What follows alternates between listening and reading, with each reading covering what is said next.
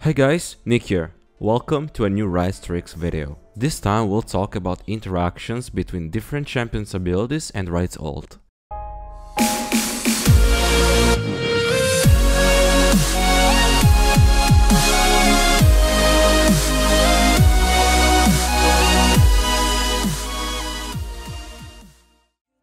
Since Ryze ult channels for 2 seconds, I listed all champs having abilities with more than 2 seconds of cast time or channel time. I tried every interaction possible and this is the result. Enjoy! So, the first interaction of this list is Karthus ult Ryze ult. Basically, Ryze ult channel time is 2 seconds and Karthus channel time is 3. But it's not as you think. You don't have 1 second to ult. You have to ult as fast as possible when you notice his ult. My advice here is to ult when you recognize Karthus' ult sound or visual effects.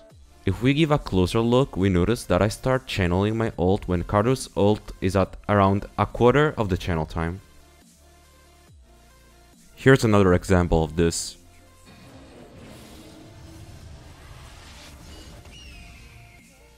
The second one is Caitlyn. This one was a completely failure, to be honest.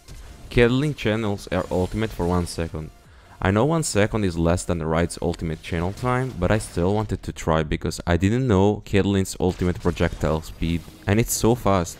Maybe you can save someone targeted by Caitlyn ult by ulting before Caitlyn ultimate, but that's another story for another video. Alright, things are getting interesting now. Third one is Fizz. Fizz Shark will emerge after 2 seconds. It's exactly the same time of Ryze ultimate. So the plan is, we ult when the shark reaches us. It's not always possible though, since when Fizz is really close to you, you don't have that much time to do that. But if Fizz is far enough from you, you can cancel his damage, just like I did in this clip. Easy.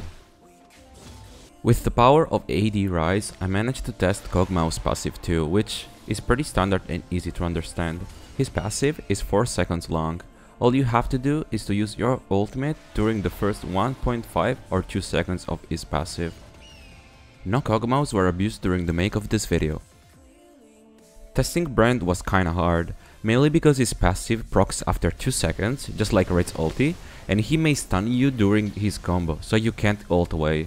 Anyway, even if you don't get stunned, you still don't have the time to go away, since the channel times are the same. If you manage some way to predict Brand's move, and you ult just a little bit before his spell, which will proc his passive, you won't receive the damage. Just like this. So, if you get good, you can dodge that damage. Good luck. Next one is Morgana. Her ultimate channel time is 3 seconds, but for some reason you simply cannot escape her if you're inside her ult. Even if you're immediately realm warp away after Morgana ult and you become untargetable, you will still receive its damage. The only way here to get away is predicting her moves, just like the Brand case. Here we talk about Vladimir. His ult channel time is 4 seconds, same as kog'maw's passive. The difference here is that I wanted to ult to avoid Vladimir's damage, so I tried to time out things better. Just like Karthus' example, I gave a look at the debuff and I realized I had to ult while the debuff was halfway up to perfectly match the incoming damage. The thing is that even if you're untargetable, you will still receive the damage. Feels bad, man, I just wasted a lot of time. The last one is Zed. I put it last because it's one of the most interesting ones, in my opinion.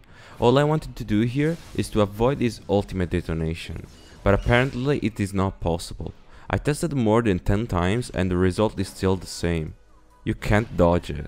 You can't avoid that damage. But I didn't put it last because of this. Ryze and Zed share some interesting interaction. If Zed ults Ryze while he's about to blink away with realm warp, the mark won't go through, and the debuff won't be applied. That's crazy, huh? Anyway, this is all for this video. I hope you guys liked it, and now the outro will destroy your ears.